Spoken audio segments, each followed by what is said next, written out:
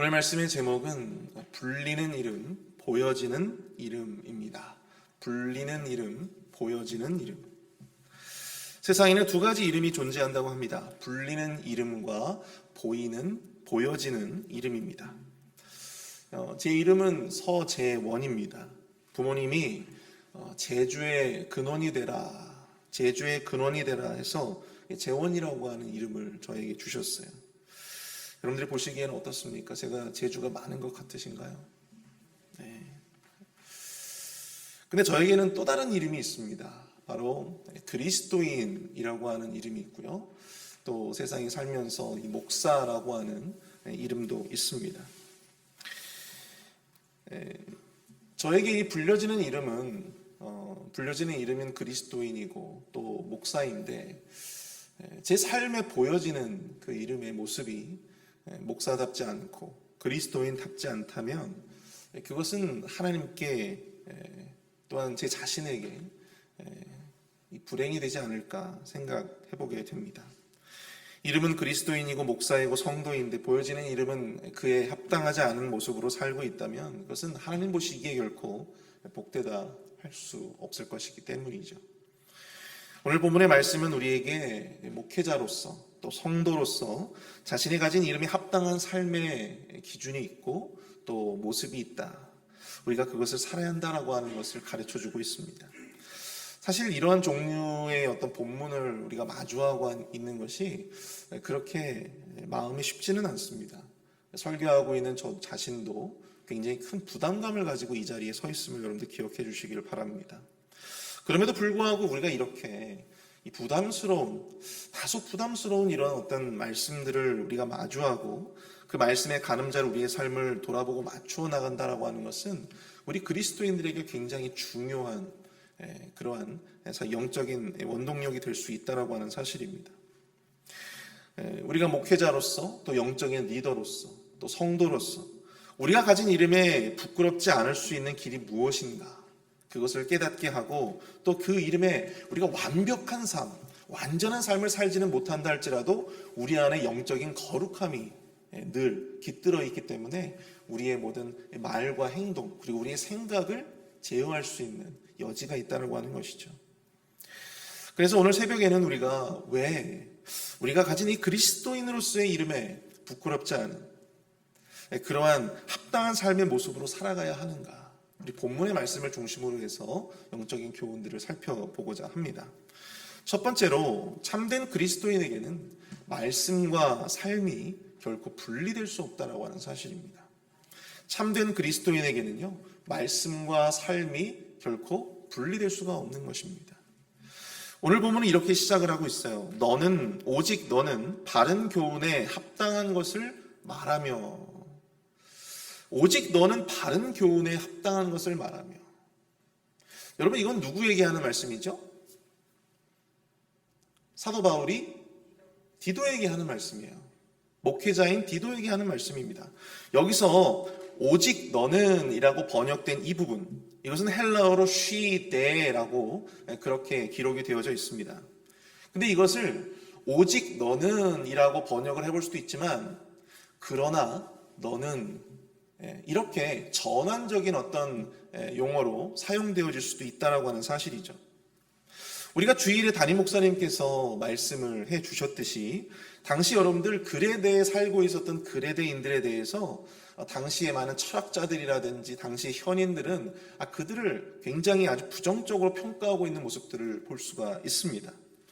그레데인들은 도덕적으로 아주 문란한 사람들로, 아주 상종하지 못할 그런 인물들로 그렇게 생각을 했었던 것 같아요.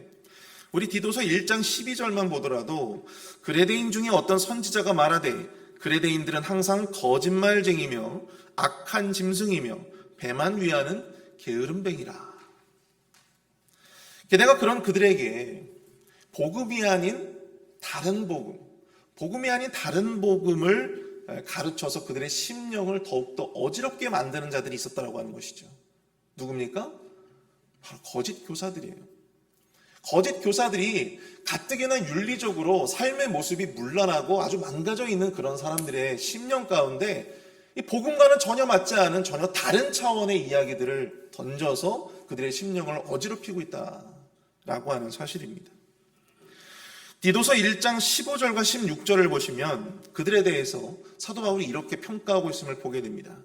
깨끗한 자들에게는 모든 것이 깨끗하나 더럽고 믿지 아니하는 자들에게는 아무것도 깨끗한 것이 없고 오직 그들의 마음과 양심이 더러운지라. 거짓 교사들의 마음의 그 양심, 마음과 양심이 더럽다는 거예요. 그들이 하나님을 시인하나 행위로는 부인하니 가증한 자요 복종하지 아니하는 자요 모든 선한 일을 버리는 자니라. 사도 바울은 이 거짓 교사들에 대해서 굉장히 위선적이고 이중적인 삶의 모습을 가지고 있다고 이야기를 하고 있습니다. 겉으로는 하나님을 시인하고 하나님을 믿는 것 같지만 실제 그들의 삶의 모습은 어떻다는 거예요? 행위로는 하나님을 부인하는 삶을 살고 있다고 하는 것입니다. 겉과 속이 다른, 보이는 이름과 불려지는 이름이 서로 다른 그러한 삶의 모습을 바로 이 거짓 교사들이 그렇게 살고 있다고 하는 것이죠.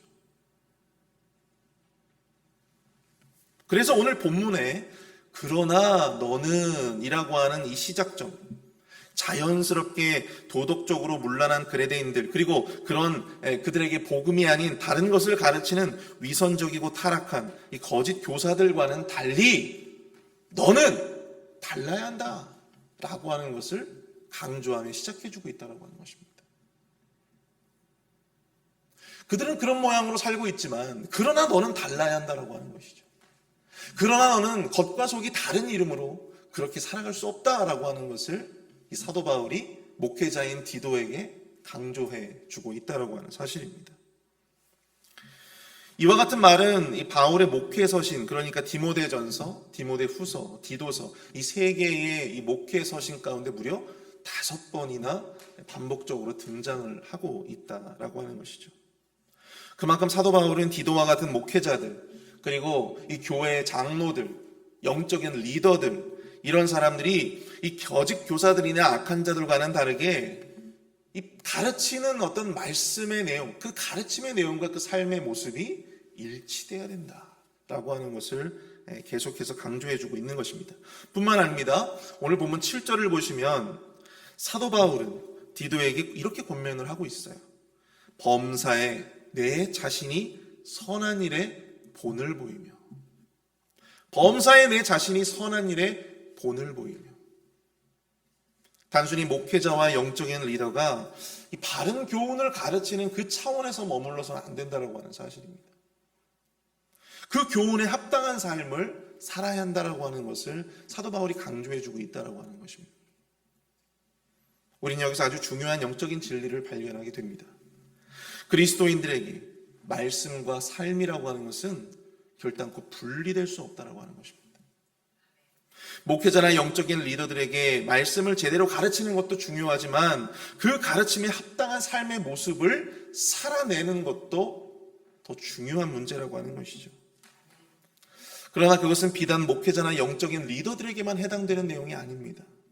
우리 모든 목회자나 영적인 리더들에게 말씀을 끊임없이 배우고 또한 그 말씀을 받고 그 말씀을 묵상하고 있는 여러분들과 같은 모든 성도님들, 이 모든 그리스도인들이 이 말씀과 삶의 어떤 분리의 문제에 대해서 피해갈 수 없다는 하는 사실이에요.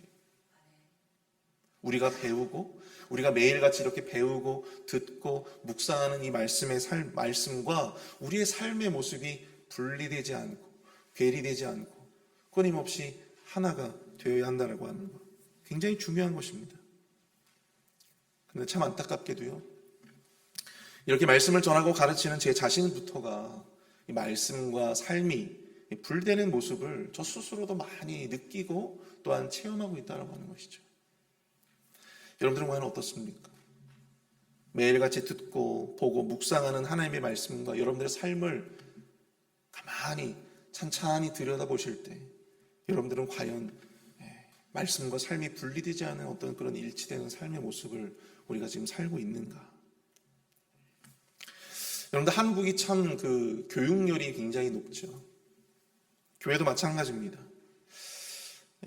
크고 사람들이 많이 모이는 그런 영향력이 큰 교회일수록 여러 가지 어떤 성경 공부라든지 또 세미나라든지 어떤 양육과 제자 훈련이라든지 이런 아주 배울 수 있는 프로그램들이 굉장히 많아요. 우리 성도님들이 선택할 수 있는 옵션들이 굉장히 많습니다.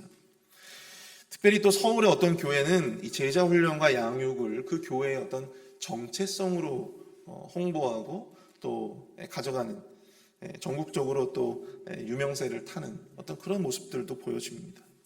다 좋아요. 그런데 어느 순간부터 한국 교회 안에 이 배움 그 자체가 하나의 목적이 되어버린 모습들을 우리가 스스로 보게 된다고 하는 것이죠. 교회에서 여러 가지 양육과 훈련 또 세미나를 통해서 말씀을 배우고 듣고 익히기는 하는데 이 말씀대로 살아가는 능력은 점점 약화되고 있다고 하는 것입니다. 왜 그럴까? 의뢰 그런 양육과 훈련 세미나를 많이 수료하면 수료할수록 교회적으로 그 자체적으로 어떤 교회들은요 그런 제자훈련 프로그램들이라든지 어떤 그런 양육 프로그램들을 수료하지 않으면 그 세미나에 참석하지 않으면 직분을 받는 것도 제한을 합니다. 그걸 수리하지 못하면 장로가 될 수 없고 권사가 될 수 없고 집사가 될 수 없는 거예요. 그런 교회들이 굉장히 많습니다. 그러다 보니까 어떤 배우는 것 그 자체가 하나의 목적이 되어버리는 거예요. 배우고 수료하고 하는 것 자체가 그것 자체가 하나의 우리 신앙의 목적이 되고 더 좋은 신앙이 더 좋은 그리스도인들의 어떠한 이 표준이 되어가고 있다고 하는 사실이죠. 그런데 그렇게 열심히 교회 안에서 이 훈련과 양육과 이런 세미나 교육들을 굉장히 많이 받는 그러한 모습들인데 삶의 모습을 들여다보면 그 배운 것과 전혀 다른 모습으로 살아가는 그리스도인들이 정말 많다라고 하는 사실입니다. 교회의 어떤 섬기는 자리, 그런 자리에는 잘 나타나지 않고 배우는 자리에는 참 열심히 나와서 열심히 배우고 열심히 듣고 하는데 이 교회의 어떤 섬기는 자리에서는 연약함을 가지고 있는 성도들이 많아요. 또 어떤 삶의 성도들 간의 어떤 예절의 문제, 특히 목회자와의 어떤 예절의 문제, 그런 부분에서 연약함을 가지고 있는 분들도 많고요. 삶의 모범을 보여야 할 자리에서 누구보다도 미온적이고 미숙함을 보이는 그런 모습들이 나타나고 있다고 하는 것입니다. 그럼 목회자들도 마찬가지예요. 여러분 요즘에 신학교, 한국에 있는 아주 좋은 신학교들이 계속해서 이게 미달이 되고 있습니다. 여러분 미달이란 말 아십니까? 정해진 인원이 있는데 그 정해진 인원만큼 뽑혀지지가 않는 거예요. 제가 나온 신학교도 제가 다닐 때는 그래도 한 4대1 정도, 5대1 정도 됐었어요. 그런데 좀 깜짝 놀랐습니다. 미달이라는 거예요. 어떻게 그런 일이 벌어질 수 있지? 그러니까 점점 신학생들이 줄고 있다는 거예요. 목회자가 될 신학생들이 우리나라에 계속해서 줄어들고 있다는 겁니다. 그런데 그마저도 신학생들이 줄어들고 있는데도 그 신학생들이 공부만 하지 사역을 안 나간다는 거예요. 그래서 우리나라도 우리 미국도 그렇지만 이 한국은 교육 전도사 구하는 것이 정말 힘들어요. 교육 전도사 구하는 것이 정말 힘듭니다. 지금 그런 상황이 되어버렸어요. 배우는 건 정말 열심히 배우는데 목회 현장에 나아가서 성도를 섬기고 교회를 섬기는 일에는 아무런 관심이 없는 신학생들이 늘어가고 있다고 하는 사실입니다. 한심한 노릇이죠. 사랑하는 성도 여러분, 성경은 목회자나 우리 모든 성도들이나 삶의 모습 가운데서 그리스도인으로서 보여지는 이름과 불리는 이름이 서로 일치되어야 함을 강조하고 있습니다. 사도 바울은 목회자인 디도에게만 바른 교훈을 가르치고 선한 일에 본을 보이라고 권면하지 않습니다.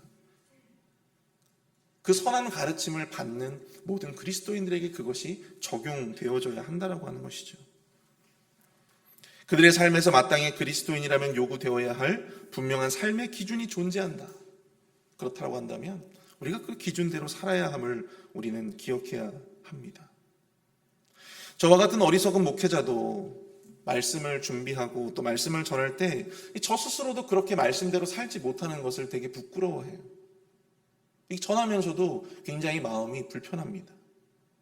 그럼에도 불구하고 이렇게밖에 전할 수밖에 없는 것은 저와 같은 목회자들이 지니는 십자가가 아닌가 생각이 듭니다. 근데 여러분들이 만약에 그런 말씀들을 매일같이 또한 듣고 그 삶에, 그 말씀에 합당한 삶의 기준을 가져가시는 그런 모습들을 보일 때 여러분들의 삶에는 진정한 영적인 성장과 또한 성숙이 함께 할 줄로 믿습니다. 그러한 말씀과 삶의 일치가 여러분들 우리의 삶을 통해서 이루어지는 것이 굉장히 중요하다는 것이죠. 오늘 우리가 살펴볼 수 있는 두 번째 교훈은 참된 그리스도인에게, 이 참된 그리스도인에게 바로 그 삶이 전도지가 된다라고 하는 사실입니다. 참된 그리스도인에게는 삶이 곧 전도지다. 오늘 본문에는 목회자, 늙은 남자, 늙은 여자, 젊은 남자, 종들에게 여러 가지 어떤 삶의, 그리스도인으로서의 어떤 삶의 모습들, 따라가야 할 삶의 기준들을 소개하고 있습니다. 한번 볼까요? 오늘 본문 2절을 보시면 늙은 남자들에게는요, 절제하며 신중하며 믿음과 사랑과 인내함에 온전하게 하고. 그 늙은 여자는 어떻습니까? 늙은 여자는 이렇습니다. 이와 같이 행실이 거룩하며 모함하지 말며 많은 술에 종이 되지 아니하며 선한 것을 가르치는 자들이 되고 그들로 젊은 여자들을 교육하되. 당시에 늙은 여자들이 술을 참 많이 좋아했던 것 같아요. 재밌는 것은 그 늙은 여자들로 하여금 젊은 여자들을 교훈하게, 즉 가르치도록 그렇게 권면하고 있다는 사실입니다. 교회 안에서 젊은 세대, 그리고 나이가 많이 드신 이런 어르신들이 젊은 세대들을 이렇게 가르치고 교훈하는, 세대 간의 어떤 교훈이 일어나는 모습들을 강조하고 있다고 하는 것이죠. 본문은 또한 젊은 여자들에게 이렇게 강조합니다. 그 남편과 자녀를 사랑하며 신중하며 순전하며 집안일을 하며 선하며 자기 남편에게 복종하게 하라. 또 젊은 남자들에게는요, 신중하도록, 또한 교훈에 부패하지 아니함과 단정함과 책망할 것이 없는 바른 말을 하게 하라고 강조하고 있습니다. 이런 어떤 그 일반적인 그런 사람들뿐만 아니고요, 종들에게조차도 이렇게 또한 그리스도인으로서의 표전을 강조해요. 자기 상전들에게 범사에 순종하여 기쁘게 하고 거슬러 말하지 말며 훔치지 말고 오히려 모든 참된 신실성을 나타내게 하라. 이렇게 권면을 하고 있습니다. 여러분, 정말 이 말씀대로 이들이 자신의 어떤 이름에 합당한 그러한 삶의 모습을 살아간다면 여러분, 예수님이 오기 전에 이 땅 가운데 벌써 지상 천국이 일어나지 않겠습니까? 오늘 본문에서는 이 목회자부터 종들에게 이르기까지 그 이름에 합당한 삶을 살아야 하는 구체적인 이유에 대해서 각 단락마다 이렇게 소개를 하고 있음을 보는데요. 먼저 우리 본문 5절입니다. 이는 하나님의 말씀이 비방을 받지 않게 하려 함이라. 하나님의 말씀이 비방을 받지 않게 하려 함이라. 8절입니다. 이는 대적하는 자로 하여금 부끄러워 우리를 악하다 할 것이 없게 하려 함이라. 10절입니다. 이는 범사에 우리 구주 하나님의 교훈을 빛나게 하려 함이라. 마지막 15절. 너는 이것을 말하고 권면하며 모든 권위로 책망하여 누구에게서든지 업신여김을 받지 말라. 우리 모든 그리스도인들이 말씀에 합당한 삶을 살아야 하는 이유, 그것은 바로 하나님의 말씀이 세상의 비방을 받지 않게 하기 위해서입니다. 또한 대적하는 자들에게 부끄러움을 당하지 않게 하기 위해서입니다. 그리고 범사에 우리 구주의 교훈이 더욱더 빛을 발하게 하기 위해서 우리는 우리의 삶의 이름에 합당한 그러한 삶의 이름으로 살아야 한다라고 하는 것이죠. 여러분들, 성도들이 우리 교회 목사들이나 저와 같은 목사들이나 우리 또 장로님들이나 우리 목자와 같은 어떤 영적인 리더십들에게 그에 걸맞는 삶의 모습을 요구하잖아요. 그렇게 살지 못하면 어떻게 해요? 목사가 저런다고, 장로가 어떻게 저렇게 살 수 있지? 우리 마음 가운데 그런 판단의 기준들이 생기잖아요. 마찬가지입니다. 여러분, 세상도 우리 교회와 그리스도인들에게 그와 같은 신실함과 윤리적인 탁월함을 요구한다고 하는 것입니다. 앞에서도 말씀드렸듯이 제가 이렇게 앞에서도 제가 말씀드렸던 것처럼 우리가 이 말씀과 삶이 일치되는 그런 삶을 살려고 하는 그 이유는 세상 가운데 하나님의 영광이, 또한 하나님의 말씀이 빛을 잃고 또 그 영광이 가려워지는 것을 막기 위해서예요. 세상의 비방을 받는 것을 막기 위해서입니다. 세상이 그만큼 악하고 타락했기 때문에 교회가 자신과 똑같은 수준의 모습을 보일 때 세상은 더욱더 민감하게 교회를 조롱하고 또 비난한다고 하는 것이죠. 그렇게 될 때 세상은 하나님을 업신여기고 하나님의 말씀과 교회를 업신여길 수밖에 없다는 것입니다. 세상을 향한 하나님의 말씀의 빛이 가려지고 복음의 문도 막히게 되는 것입니다. 그렇다고 해서 여러분들 우리가 세상에 잘 보이기 위해서 그리스도인다운 어떤 그런 삶을 살자는 말은 아닙니다.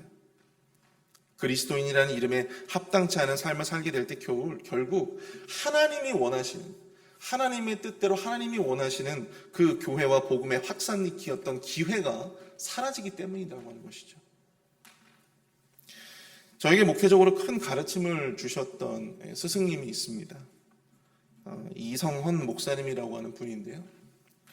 지금은 그분이 목회를 하고 계시진 않아요. 교회를 이렇게 담임하면서 목회를 하고 계시진 않습니다. 무슨 이유 때문인지 요즘에는 설교도 잘 하지 않으세요. 다만 에스겔의 꿈이라고 하는 작은 단체를 만드셨어요.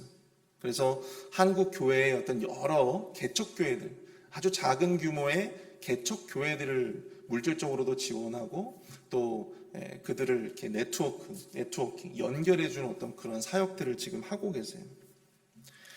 근데 예전에 그분이 이제 사역을 하셨던 적이 있습니다. 서울의 어떤 구로역 부근에 교회를 개척하셨어요. 워낙 유명하신 분이었기 때문에 교회가 개척되고 나서 성도가 금세 200명, 300명 이렇게 모이기 시작을 했습니다. 근데 이분이 어느 순간부터요, 교회가 성장하려면 보통 개척교회들은 어떻게 합니까? 전도지를 막 주변에 돌리고 막 전도를 강조하고 하잖아요. 근데 이 목사님은 그렇게 하질 않았어요. 이 목사님이 가지고 있었던 이 믿음 중에 하나가 무엇인가 하면 교회가 복음의 생명력을 가지면 전도하지 않아도 사람들이 모여들게 돼 있다고 하는 사실이에요. 자연스럽게 성장할 수밖에 없다는 것입니다.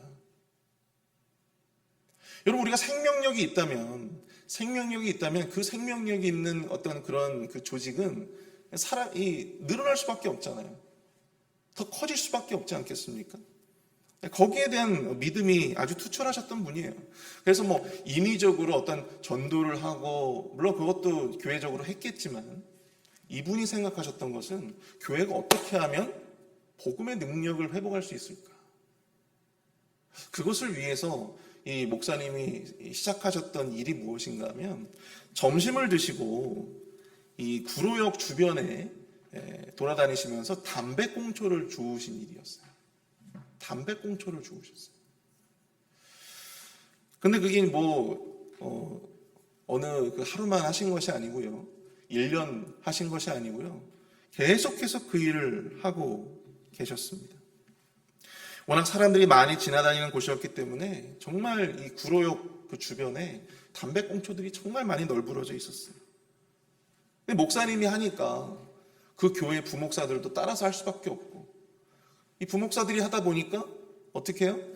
이 장로님들과 모든 이 성도님들이 함께 동참하는 교회의 어떤 사역이 되어버렸다라고 하는 것입니다. 근데 그 교회가 전도지를 돌리지도, 한 번도 전도지를 돌리면서 전도를 했던 것도 아닌데 그 교회에 대한 소문이 나기 시작했다라고 하는 것이죠. 정말 많은 사람들이 그 교회에 등록을 하고 그 교회의 성도로서 함께 신앙생활하는 모습들을 봤어요. 솔직히 몇 번 하시다가 말겠지라고 하는 생각을 했었는데요. 정말 끊임없이 그 사역들을 하고 계셨습니다. 복음의 능력을 교회가 회복하는 길은요, 단순히 어떤 교회에 어떤 열심히 전도지를 만들어가지고 그것을 막 사람들에게 나눠주고 교회 나오세요. 물론 그것도 좋은 일이 될 수 있겠지만, 정말 중요한 것은 복음의 능력을 회복하는 길은 바로 복음에 합당한 삶의 모습을 세상에 보이는 것입니다. 복음에 합당한 삶의 모습, 섬기는 모습, 또 세상의 거룩을 실천하는 모습, 그런 것들을 우리 스스로 살아내는 거예요. 그럴 때 세상은 감동하는 것입니다. 그럴 때 굳이 전도지를 주지 않아도 그들은 하나님께 관심을 갖게 되고 교회에 관심을 갖게 되는 것입니다. 사랑하는 성도 여러분, 세상 사람들은 우리가 주는 전도지에 감동하지 않습니다. 세상 사람들은 그리스도인의 우리의 삶의 모습에 감동합니다. 그리스도인다운 삶의 모습을 지속적으로 실천하는 것이야말로 진정한 최고의 우리가 가진 전도지인 것입니다. 우리의 삶이 전도지예요. 그것이야말로 진정으로 세상이 감동할 만한 전도인 것입니다. 교회 안 다니는 자녀들에게 혹은 남편에게, 아내들에게 교회 좀 다녀봐 라고 이야기하면 뭐라고 합니까? 너나 다녀. 세상에 아무리 많은 돈을 들여 전도지를 만들고 수많은 전도 행사를 기획한다 할지라도 여러분, 우리 삶의 전도지가 엉망이면 그들은 여러분들 앞에서는 그렇지 않겠지만 여러분들을 멸시하고 또 여러분들이 다니는 교회를 멸시하고 또 여러분들이 섬기는 예수 그리스도 하나님의 영광을 멸시하게 될 것입니다. 우리가 바로 그리스도인의 전도지입니다. 그리스도인이라는 이름에 합당한 삶을 살아 주의 빛을 세상에 더욱더 환하게 비추시는 저와 여러분들이 될 수 있기를 축복합니다. 우리 함께 기도하겠습니다. 우리 말씀을 생각하시면서 함께 기도하기를 원하는데요. 주님, 그리스도인으로서 불리는 이름과 보여지는 이름이 일치되게 하여 주옵소서. 주님과 세상이 부끄럽지 않은 삶의 기준과 모습으로 살아가게 하여 주시고 말씀과 삶이 분리되지 않고 일치되게 하여 주시옵소서. 그러한 우리의 삶의 모습이 주님을 더욱더 빛나게 증거하는 전도지가 되게 하여 주옵소서. 우리 마음을 모아 합심해서 함께 기도하도록 하겠습니다. 함께 기도합니다.